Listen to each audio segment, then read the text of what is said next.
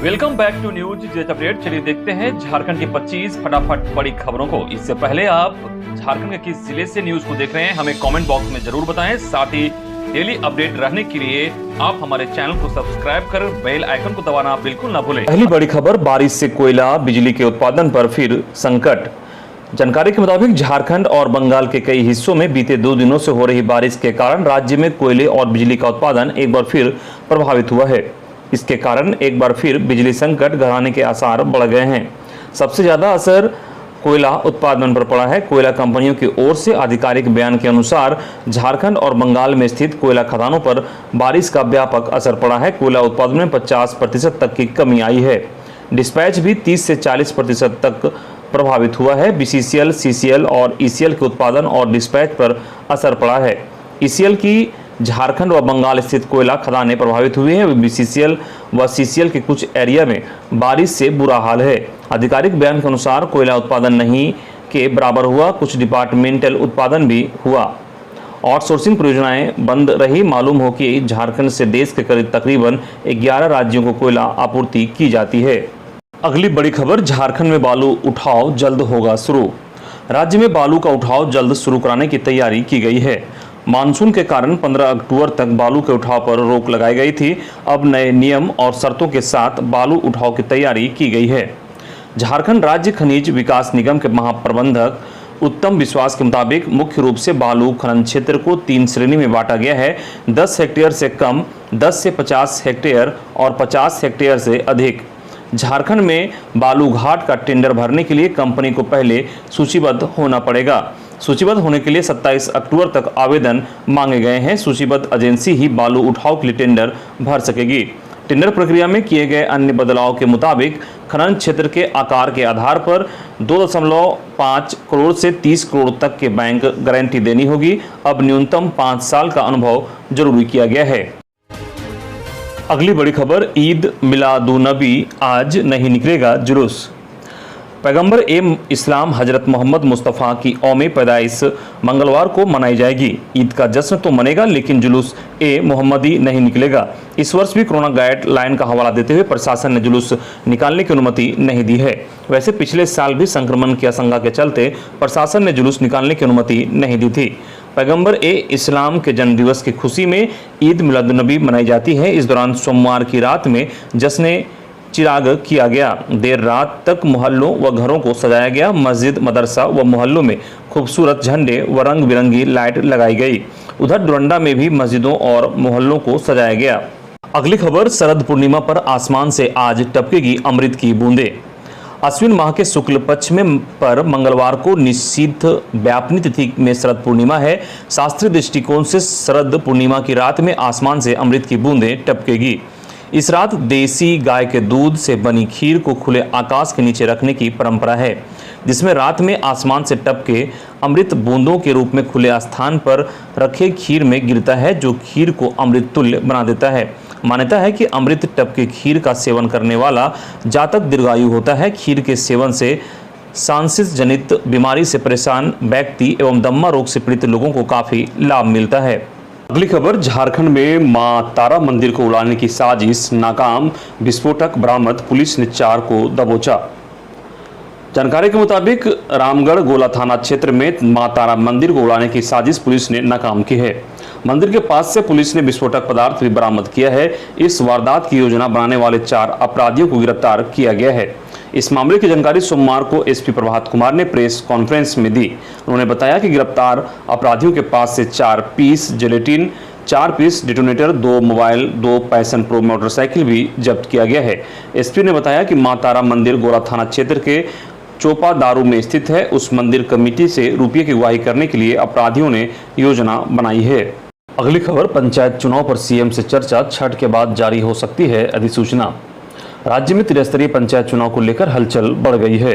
सोमवार को राज्य के ग्रामीण विकास व पंचायती राज मंत्री आलमगीर आलम ने राज्य में पंचायत चुनाव कराने के लिए प्रोजेक्ट भवन में मुख्यमंत्री हेमंत सोरेन से चर्चा की।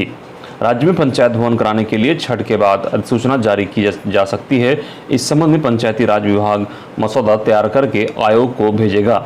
राज्य निर्वाचन आयोग को ही तिथि तय करनी है। चुनाव पर 155 करोड़ रुपए खर्च होने का अनुमान है। अगली खबर, 18 वर्ष से ऊपर के युवा 1 नवंबर से 30 नवंबर के बीच जुड़वा सकते हैं नाम। जानकारी के मुताबिक रांची में 1 नवंबर से फोटो वोटर लिस्ट में वोटर अपना नाम जुड़वा सकते हैं। इसे लेकर 1 नवंबर से विशेष संक्षिप्त पुनरीक्षण कार्यक्रम की शुरुआत हो रही है। वैसे लोग जिनकी आयु 1 जनवरी 2022 को 18 वर्ष पूर्ण हो रही है या इससे अधिक है तो मतदाता सूची में अपना निबंधन करा सकते हैं।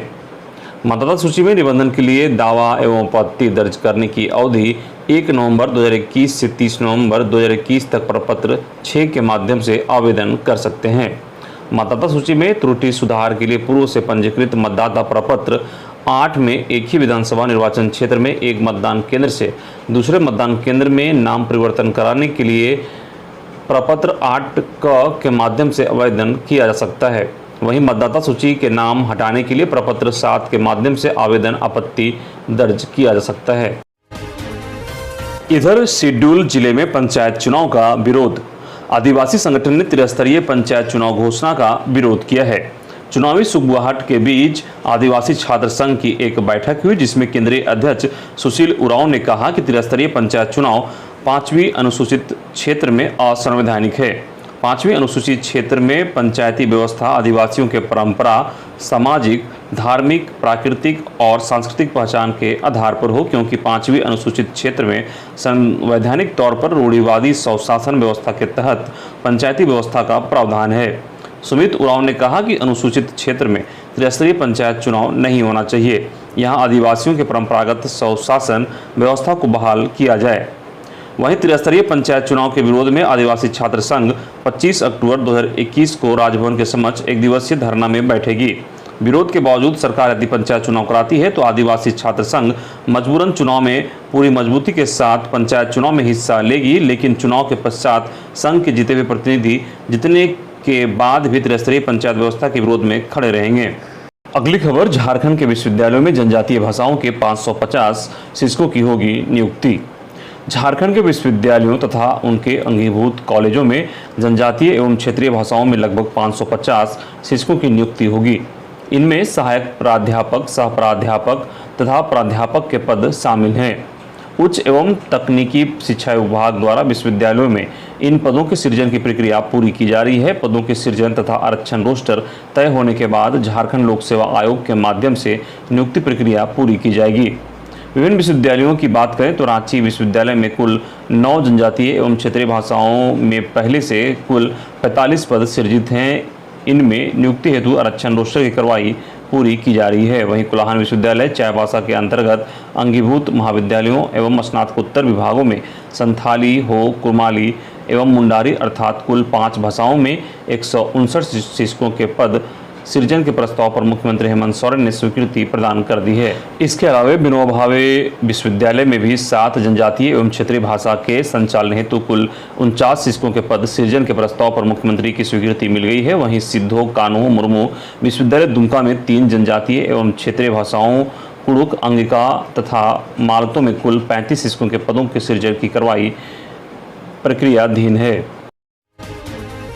अगली खबर, झारखंड पुलिस बहाली में 50% होमगार्ड जवानों के लिए आरक्षण मामले की अगली सुनवाई 29 नवंबर को। झारखंड पुलिस बहाली में 50% होमगार्ड जवानों के लिए सीट आरक्षित करने मामले की झारखंड हाईकोर्ट में आंशिक सुनवाई हुई। अदालत ने मामले पर सुनवाई के लिए 29 नवंबर की अगली तारीख मुकर्रर कर दी है। बता दें कि झारखंड सरकार द्वारा वर्ष 2015 में पुलिस भर्ती की नियमावली में किए गए बदलाव के खिलाफ प्रार्थी राकेश कुमार यादव की ओर से याचिका दायर की गई थी। पिछली सुनवाई के दौरान प्रार्थी के अधिवक्ता ने कोर्ट को बताया था कि होमगार्ड जवानों को 50% सीट आरक्षित करने का प्रावधान पुलिस एक्ट में भी है। इसके तहत होमगार्ड जवानों को सिर्फ शारीरिक दस्ता के आधार पर पुलिस में नियुक्ति की जाती थी, लेकिन सरकार ने 2015 में पुलिस भर्ती के लिए नई नियमावली बना दी है। अगली खबर, राज्य सूचना आयोग के जुर्माना और हर्जाने के आदेश को हाईकोर्ट ने रखा बरकरार। झारखंड हाईकोर्ट ने राज्य सूचना आयोग द्वारा दुमका के जन सूचना पदाधिकारी पर लगाए गए जुर्माना को बरकरार रखा है। दरअसल दुमका के बाल विकास परियोजना पदाधिकारी पर समय पर सूचना नहीं देने और समय पर राज्य सूचना आयोग के समक्ष समय दिए जाने के बावजूद उपस्थित नहीं होने पर 20,000 रुपये का जुर्माना लगाया था और आवेदक को हर्जाने के तौर पर 25,000 रुपये का भुगतान करने का आदेश भी पारित किया था। राज्य सूचना आयोग के इस आदेश को प्रार्थी कुमारी रंजना ने हाईकोर्ट में चुनौती दी थी। कुमारी रंजना की याचिका पर सुनवाई करते हुए हाईकोर्ट ने उनकी याचिका खारिज करते हुए राज्य सूचना आयोग के आदेश को बरकरार रखा। इधर डिप्टी कलेक्टर से एसडीओ में प्रोन्नति मामला, हाईकोर्ट ने कहा कि जब अन्य विभागों में हो रहा है प्रमोशन तो इस मामले में कोर्ट के आदेश का इंतजार क्यों। झारखंड हाईकोर्ट में डिप्टी कलेक्टर से एसडीओ के पद पर प्रोन्नति दिए जाने की मांग को लेकर दाखिल याचिका पर सुनवाई हुई।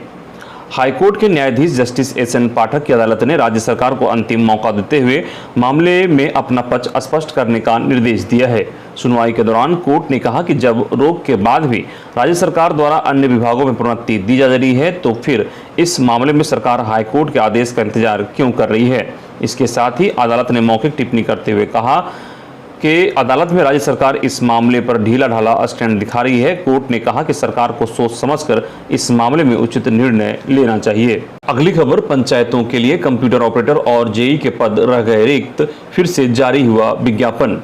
राज्य की लगभग 4400 पंचायतों में कंप्यूटर ऑपरेटर और कनीय अभियंताओं की नियुक्ति के लिए प्रक्रिया जारी है। 869 पदों पर ऑपरेटरों को रखा जाना है, जबकि 526 जेई। फिलहाल स्थिति यह है कि सभी पदों के लिए कैंडिडेट नहीं मिल सके।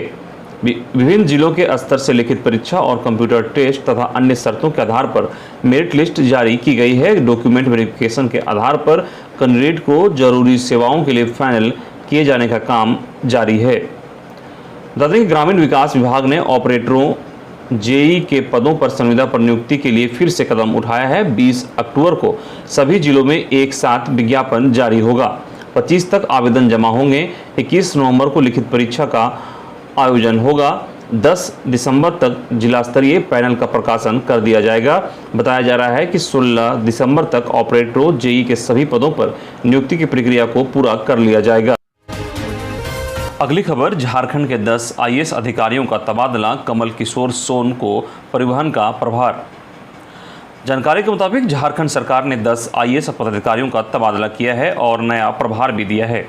इसके तहत 1988 बैच के आईएएस अधिकारी कमल किशोर सोन को सचिव अनुसूचित जनजाति, अनुसूचित जाति, अल्पसंख्यक और पिछड़ा वर्ग कल्याण विभाग के पद के अलावा परिवहन विभाग का सचिव का भी अतिरिक्त प्रभार दिया गया है। इसी तरह श्रीनिवासन को परिवहन विभाग के सचिव के पद से हटाते हुए निदेशक श्री कृष्ण लोक प्रकाशन संस्थान रांची के पद पर नियुक्त कर दिया गया है। वहीं डायरेक्टर इंडस्ट्रीज जितेंद्र कुमार सिंह को खान आयुक्त बना दिया गया है।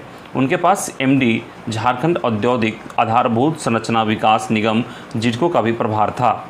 राष्ट्रीय ग्रामीण स्वास्थ्य मिशन के अभियान निदेशक उमाशंकर सिंह को हटाकर निदेशक भू अर्जन भू अभिलेख परिमाप झारखंड बनाया गया है। झारखंड एड्स कंट्रोल सोसाइटी के परियोजना निदेशक भुवनेश प्रताप सिंह को अपने कार्य के अलावा कार्यकारी निदेशक झारखंड राज्य आरोग्य सोसाइटी का भी अतिरिक्त प्रभार दे दिया गया है।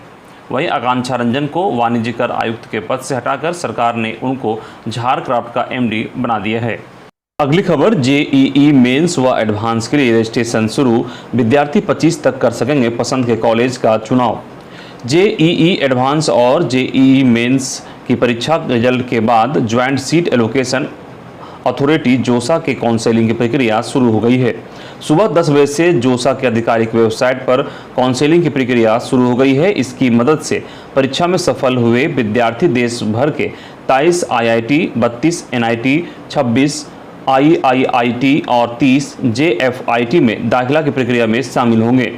इस वर्ष भी जोसा के द्वारा एडमिशन में काउंसलिंग की प्रक्रिया 6 चरणों में पूरी की जाएगी। पहले चरण के लिए विद्यार्थी 16 से 25 अक्टूबर तक रजिस्ट्रेशन और चॉइस फिलिंग कर सकेंगे। वहीं 22 अक्टूबर को पहली मार्कशीट आवंटन की सूची जारी की जाएगी।